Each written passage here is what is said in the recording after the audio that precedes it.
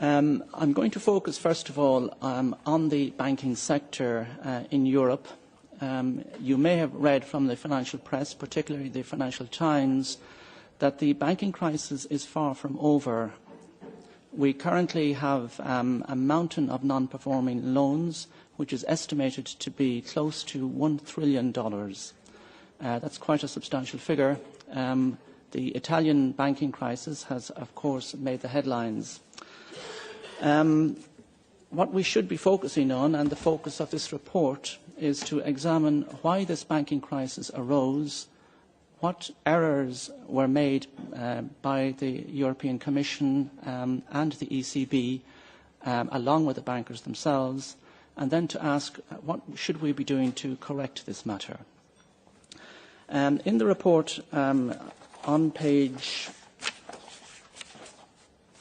5, I outline some of the questions that we attempt to address in this report.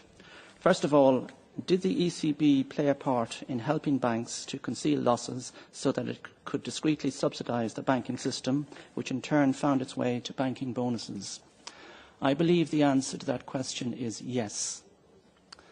The reason for this is that in 2001, the ECB became aware of attempts by members of the accounting profession to introduce loopholes that allowed banks to conceal or delay the recognition of losses. These loopholes were contained in an accounting standard called IAS 39. It was a loophole that apparently allowed banks to make misleading statements as to their financial position. In summary, some banks from the period 2005 to the present were deeply insolvent, but they never revealed that in their annual report because of this loophole. The same banks, particularly banks in Ireland like Anglo-Irish Bank, claimed that as late as 2008 and 2009 they were making substantial profits. Yet they had to avail of substantial funding from the ECB, and they later admitted to substantial losses that they made.